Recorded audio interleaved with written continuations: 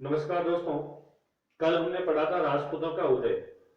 आज हम पढ़ेंगे महाराणा सांगा, जो हमारे राजस्थान के अंदर चित्तौड़गढ़ नाम से फेमस एक गढ़ है और उसके लिए कहावत है, गढ़ तो गढ़ चित्तौड़गढ़, बाकी सब गढ़ैया।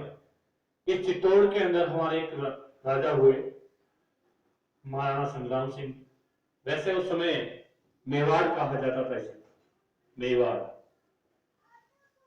एक राजा थे जिनका नाम था रायमल, और रायमल के 3 पुत्र थे। एक का नाम था जयमल, एक का संग्राम और एक का नाम पृथ्वी सिंह। बड़े हो गए, तीनों भाइयों में आपस में युद्ध होने लगा, उत्तराधिकारी संघर्ष, राजा के कौन बनेगा। रायमल जी ने सोचा मैं किसी पंडित के पास जाऊं। इन तीनों की कुंडली ली और पंडित के पास गए। पंडित बोला, राजा जी, जयमल का थोड़ा थोड़ा राजा बनने का संयोग है। ठीक है भाई, थोड़ा सा संयोग पृथ्वी सिंह का भी है, ठीक है, लेकिन पूर्ण संयोग संग्राम सिंह का बनेगा कि भाई राजा संग्राम सिंह ही बनेगा। पहले से उत्तराधिकारी संघर्ष, और ये बात एक पंडित ने भविष्यवाणी कर दी और अग्नि में घी का काम प्रारंभ हो गया। वापस आ रहे थे, कहा जाता है कि जयमल जी और पृथ्वीराज जी ने उन पे आक्रमण किया और पृथ्वी सिंह ने उनकी एक लोहे की सूल के माध्यम से एक आंख फोड़ दी। याद रखना दोस्तों, 80 गांव वाले हमारे राणा सांगा, संग्राम सिंह जी राजा बने। संग्राम सिंह पृथ्वी सिंह जी के आक्रमण के डर के कारण अजमेर की तरफ भागे। गए अजमेर, और जिस व्यक्ति के पास गए जिनका नाम था कपूरचंद, कई किताबों में आता है कर्मचंद, तो हम याद रखेंगे कर्मचंद, नाम याद रखें। कर्मचंद के पास चले गए। वर्तमान के जो एग्जाम है उसमें सवाल इस तरीके से आता है, संग्राम सिंह ने राज्य आसीन या राज तिलक करवाने के बाद अपने सहयोगी करमचंद को कौन सी उपाधि प्रदान की, तो याद रखें दोस्तों, रावत की उपाधि।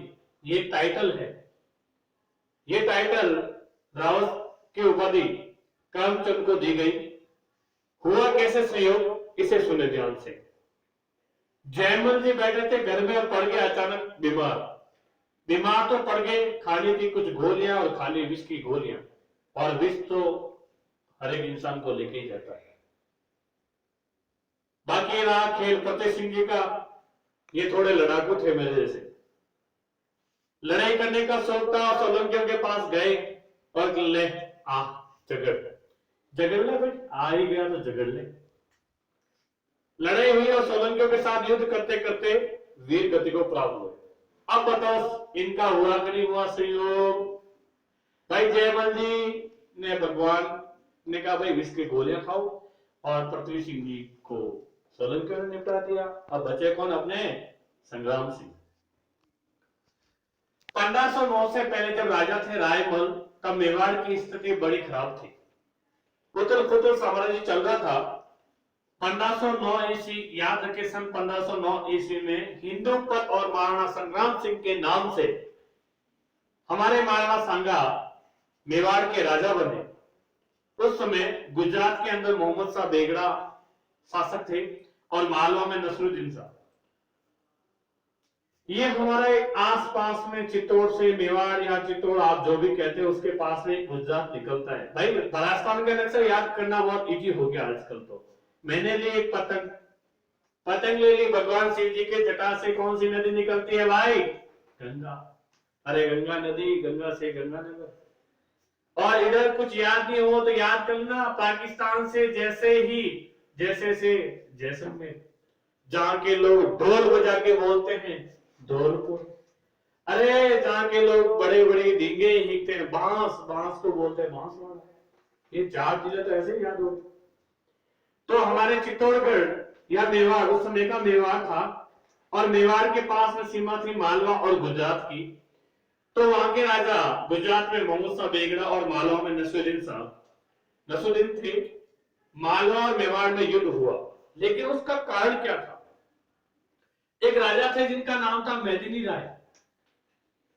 मेदिनी राय को उसके साम्राज्य के अमीरों ने वहां से भगा दिया और ये भाग के हमारे संग्राम सिंह के पास आ गया।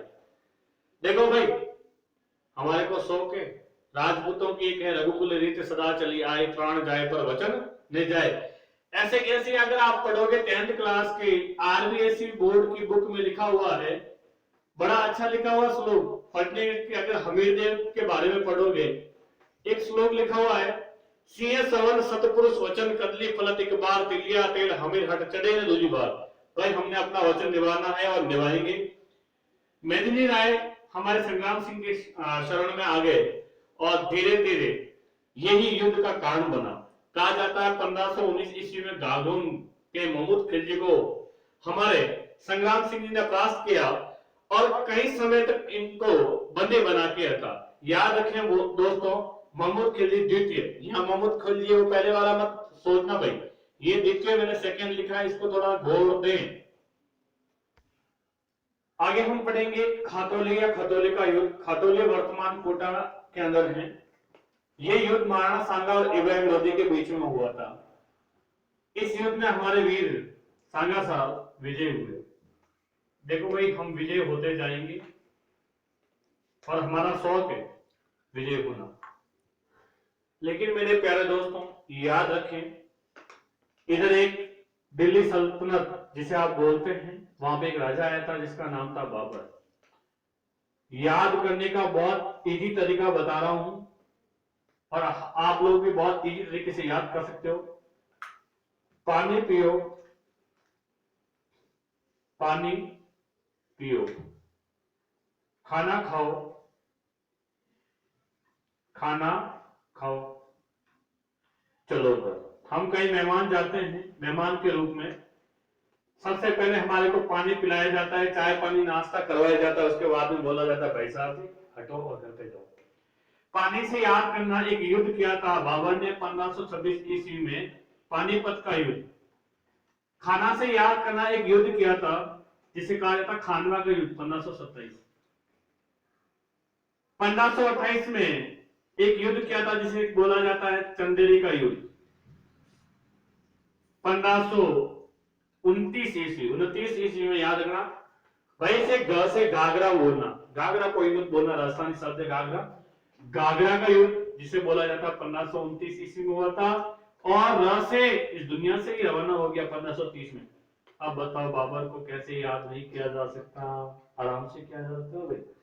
1526 में इन्होंने पानीपत का युद्ध किया, 27 में खानवा का युद्ध, 28 में चंदेरी का युद्ध, घाघरा का युद्ध 1529 में, और 1530 में भाई साहब इस दुनिया से क्या हो गए, रवाना हो जाने। तो आया है सो जहां से राजा रंग फकीर जो भी आए हैं सब जाएंगे। लेकिन एक युद्ध इतिहास के पन्नों में बाबर की यह विजय बहुत महत्वपूर्ण विजय थी। जैसे अंग्रेजों ने हमारे आधुनिक इतिहास में दो युद्ध हुए थे, एक युद्ध हुआ था बक्सर का और एक हुआ था प्लासी का। यही युद्धों की तुलना है पानीपत का युद्ध और खानवा का युद्ध, खानवा का युद्ध। लेकिन इससे पहले मैं थोड़ा सा बताऊंगा पानीपत का युद्ध, क्योंकि जब तक हम किसी फसल में पानी नहीं डालेंगे तब तक कोई फसल अंकुरित नहीं होती। पानीपत का युद्ध बाबर को आमंत्रित किया गया था भारत में, और बाबर ने क्या किया था भाई, बाबर वर्सेस इब्राहिम लोधी, मैं आप लोगों को बताऊंगा और बड़े इत्मीनान से आप इस वाक्य को सुनना। इस वाक्य से बहुत सारे क्वेश्चन पुट अप होते हैं। वह कौन सा राजा था जो युद्ध भूमि में मरा? सल्तनत काल जब चल रहा था 1206 ईस्वी के बाद, जो भी चला था सल्तनत काल के बाद, याद रखें एकमात्र ऐसा राजा था जो युद्ध भूमि में, कौन मरा था? इब्राहिम लोधी। भाई साहब यही मरा था युद्ध भूमि में, बाकी और कोई नहीं मरे थे, सारे घर पे जाके आराम से ठंडे हो गए थे। लेकिन युद्ध भूमि में मरने वाला एकमात्र राजा जिसका नाम था इब्राहिम लोधी, बाबर के साथ युद्ध हुआ और बाबर ने इसको हराया और इसको युद्ध भूमि के अंदर ही मार दिया, और इसी के साथ लोधी वंश की क्या हो गई, समाप्ति। लेकिन बाबर जब भारत आया तो कहा जाता है, बाबर ने कहा था, बाबर की एक पुस्तक है जिसका नाम है बाबर नामा। क्या बात है, खुद के नाम पे नामा लगा दिया और बाबर लगा दिया, क्या बात है बाबर जी। बाबर ने अपनी आत्मकथा बाबर नामा में उल्लेख करवाया कि जब मैं भारत नहीं आया, सुनना बात को, जब मैं भारत नहीं आया और मेरे को भारत में आमंत्रित किया गया और कहा गया, किसके द्वारा? हमारे महाराणा संग्राम सिंह के द्वारा। अब भाई उन्होंने अपनी किताब में लिखा है, पुस्तक आत्मकथा में लिखा है, मान सकते हैं लेकिन पूर्णतः सिद्ध नहीं है। मान सकते हैं, मानने में तो ये भी मान लो कि भाई आप में से भी कोई भारत का प्रधानमंत्री है, मानने में क्या चलता है भाई। गणित के स्टूडेंट जिनके सब्जी रोटी नहीं है तो एक्स और वाई को सब्जी मान लेते हैं, एक्स को सब्जी मान लिया और वाई को रायता और चुपचाप अकेली रोटी को खा लेते हैं। मानने में कुछ भी हो सकता है। धीरे धीरे क्या हुआ, जैसे ही बाबर ने अपनी पुस्तक में लिखा कि भाई महाराणा सांगा जो थे उन्होंने मेरे को एक वचन दिया था।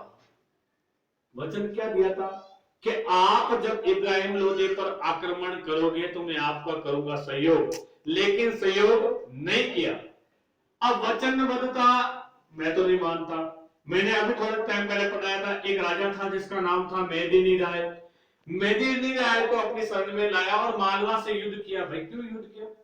मेवाड़ और मालवा की कोई दुश्मनी नहीं थी, लेकिन मेदिनी राय के लिए इन्होंने युद्ध किया और महाराणा सांगा के खिलाफ बाबर ने इतना अच्छा लिख दिया कि भाई राणा सांगा वचनबद्ध नहीं रहे और युद्ध का कारण बना। नहीं, मैं ये नहीं मानता। मैं इस बात को मानता हूं, मैं तो क्या आप राजस्थान वासी राजस्थान के इतिहास को इस तरीके से ही मानेंगे?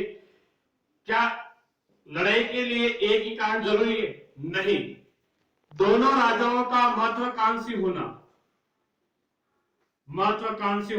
सुनना ध्यान से भाई, गागलोन का युद्ध हुआ था, गागलोन के युद्ध के बाद में खातौली का युद्ध हुआ था और खातौली के युद्ध में हमारे महाराणा सांगा जीत गए और इधर भाई साहब भी बाबर जीत गए। अब दोनों चाह रहे थे अपनी अपनी सीमाएं दूसरे राज्य की ओर बढ़ा रहे थे और अचानक से हमारे खानवा का युद्ध इतिहास में आता है। खानवा का युद्ध, इससे पहले मैं बताऊंगा आपको, महाराणा सांगा का एक ऐसा समय आया था जिस काल को हम चरमोत्कर्ष काल कह सकते हैं। चरमोत्कर्ष काल मतलब जो चरम सीमा पे था। कैसे बता रहा हूं मैं आपको, वो समय था 1521 से 1526 ईस्वी, पंचवर्षीय योजना। 1521 से 1526 ईस्वी में क्या था, आप सभी से मेरा निवेदन है, ये जो ब्लैक बोर्ड पे आपको समझाया जा रहा है बहुत निचोड़ के साथ बताया जा रहा है। 1526 ईस्वी तक एक काल था जिसे कहा गया था महाराणा सांगा का चरमोत्कर्ष काल। लेकिन हुआ क्या था मैं आपको बताऊंगा। 7 महाराजा व राव के साथ 104 सरदार, 104 सरदार, राजपूतों के सरदार महाराणा सांगा के दरबार में थे। अब भाई एक राजा है, वो खुद राजा, और उसके पास एक 7 महाराजा और 104 सरदार, मतलब सोचो वो कितना ताकतवर होगा। इन सारी सेनाओं के साथ युद्ध होगा। देखो भाई, प्लासी का युद्ध हुआ था तो भारतीयों ने कहा था भाई ये युद्ध तो ऐसे जीता गया, तो हम अंग्रेजों ने कर दिया बक्सर का युद्ध। अब बक्सर का युद्ध हुआ तो कहा जाता है बक्सर के युद्ध और प्लासी का युद्ध की तुलना करते हैं तो अंग्रेजों ने पूर्णतः सत्ता जमा ली। तो यही युद्ध साबित होगा इन मुगल शासकों को भारत में पांव जमाने के लिए। हम पढ़ेंगे खानवा का युद्ध, 17 मार्च 1527 ईस्वी। खानवा कहां पे मौजूद है, कहां पे स्थित था या वर्तमान में है? रूपबास तहसील, जिला भरतपुर, जो हमारे राजस्थान के अंदर है। खानवा का युद्ध किन के मध्य हुआ? महाराणा सांगा वर्सेस बाबर। महाराणा सांगा और बाबर के बीच में हुआ। महाराणा सांगा जो राजपूतों का प्रतिनिधित्व कर रहे थे और बाबर भारत में अपना सत्ता स्थापित करने के लिए युद्ध करना चाह रहे थे। दोस्तों, इसी युद्ध में बाबर एक नारा देगा, इसी युद्ध में बाबर कश्मीर भी खाएगा और एक समय ऐसा आएगा कि हमारे राजपूतों की सेना, वीर राजपूत कहूं तो कोई अतिशयोक्ति नहीं है और मैं राजपूतों को राजस्थान की आन बान शान कहूं तो भी अतिशयोक्ति नहीं है। महाराणा सांगा और बाबर के बीच में जो घमासान युद्ध होगा, एक समय ऐसा आएगा मुगलों की सेना भय के कारण तितर बितर हो जाएगी, लेकिन एक ऐसा नारा बाबर के द्वारा दिया जाएगा जिससे सेना में वापस पुनः जोश आएगा और हमारे महाराणा सांगा को एक तीर लगेगा, तीर से हमारे महाराणा सांगा घायल हो जाएंगे और घायल होने के बाद युद्ध भूमि से इनको ले जाया जाता है वापस। ये वहां से तबियत सही होने के बाद पुनः रवाना होते हैं, लेकिन रास्ते में इनको विष दे दिया जाता है। ये सारी जानकारी मैं आपको हमारे इस YouTube चैनल के माध्यम से अगले वीडियो में बताऊंगा। दोस्तों, अगर आपको ये वीडियो अच्छा लगा हो, लाइक करें, शेयर करें और अपने कमेंट्स इस वीडियो के नीचे जरूर दें। Thank you, have a nice day. अरे वो चालू है वो।